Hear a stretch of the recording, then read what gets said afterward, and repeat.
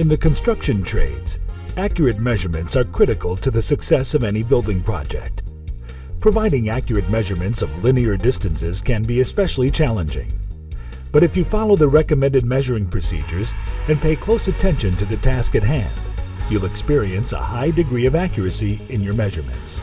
For the purposes of measuring linear distances, most often measuring tapes or chains are used. Both are used for making two types of measurements: measuring the distance between two physical points, such as two walls or columns, or for layout tasks to mark distances and stake locations indicated in building plans and specifications. No matter which measuring process you use, the goal is the same: to find the correct horizontal distance. Whether you are measuring linear distance on level or uneven terrain, you will need measuring tapes or chains, a complete transit setup, plumb bobs, tape markers, hubs and markers such as tacks, pencils, or black markers, a hammer, and range poles.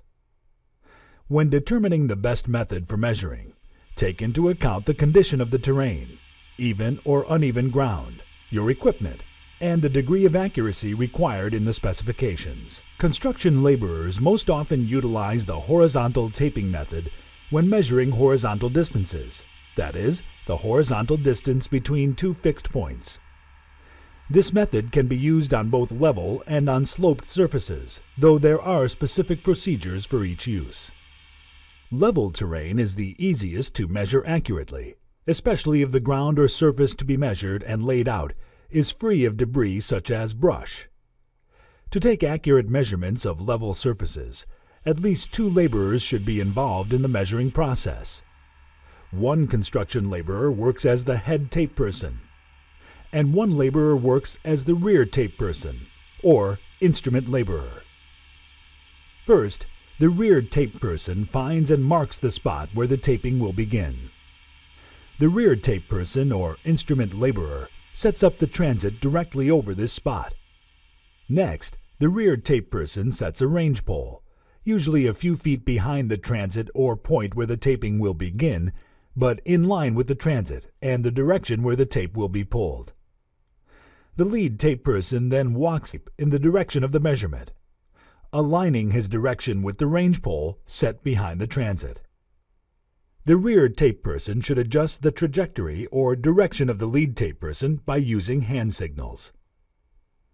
When the tape has been extended the proper distance, the rear tape person stops the forward movement of the head tape person. He directs any necessary left or right movement of the lead tape person to ensure alignment.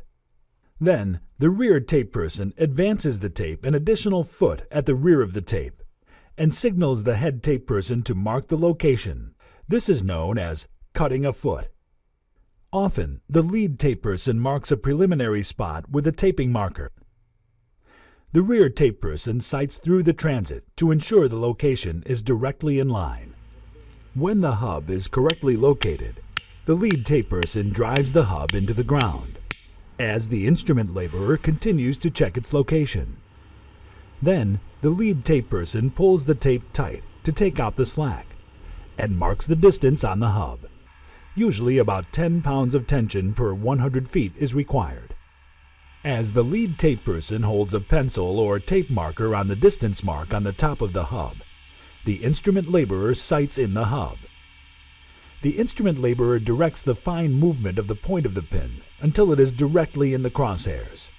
Then, upon a signal from the instrument laborer, the lead tape person drives the pin into the exact location on the hub. To measure linear distance on sloping terrain, a different method is used. The tape is held horizontally instead of along the surface of the ground. The endpoints are marked and transferred to the ground using plumb bobs to measure accurate linear distance. In this situation, it is ideal to have 3 laborers taking the measurement, one to plumb bob and measure, the other 2 holding the measuring tape. At the height of the slope, one laborer holds the tape. Downslope, another laborer pulls out the tape a prescribed amount and holds his end level with the other end of the measuring tape. It is important to keep the tape taut between the 2 endpoints. The third laborer uses a plumb bob to mark the location and the horizontal distance. A stake is pounded into the ground at this point. Instructions are written on the stake for the amount of additional fill required.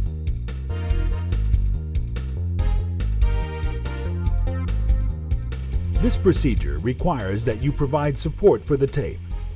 Align it in the correct direction. Maintain correct tension on the tape. Use the plumb bob carefully, and record accurate measurements. Keeping the tape level is the most challenging aspect of measuring uneven terrain. Don't rush through this part of the process. If the tape is not level between points, you have no chance of making accurate measurements. Measuring linear distances over uneven terrain is no easy task.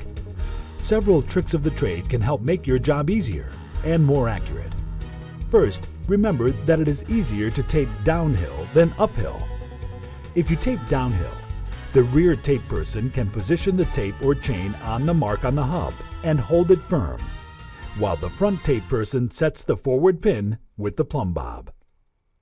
Second, sometimes because of the terrain, it is difficult to tell if your line is level as you move forward. Hilly terrain can be deceiving. Use a small pocket level to check the level of the line tape as you work. Third, you must use more tension to remove the sag in the tape. In some cases, the tape will be suspended in air over both points. Usually between 20 and 25 pounds of pressure are required to take the sag out of 100 feet when measuring on uneven ground. Sometimes it also requires an additional laborer to ensure accurate placement. Fourth, recognize that plumbing from more than about 4 feet high is difficult. Wind may blow the plumb bob and distort the marking process. Few individuals have perfectly steady hands. Often, if you brace both of your forearms tightly against your chest, you can reduce the sway of the wind as well as reduce any unsteadiness in your hands. Fifth, sometimes range poles are used more frequently in measuring on uneven ground. As the lead tape person walks forward, often he or she is also carrying range poles. Range poles are sometimes used as interim location markers of variable distance when breaking tape. Breaking tape is a term used to describe the process in which a laborer holds the tape level and transfers the point from the level tape to the ground or hub by using a plumb bob. When this process is repeated several times before reaching a terminal or turning point in the layout process, this is called breaking tape. Sometimes range poles are used as a means to keep the layout on line over uneven ground. They are used to mark a line of sight if part of the view is obstructed, but the initial and/or final location is visible through the instrument. Construction laborers depend upon accurate measurements of linear distances for layouts and building sites. If you carefully follow the recommended measuring procedures, you'll be capable of providing the precise linear measurements required of the construction project.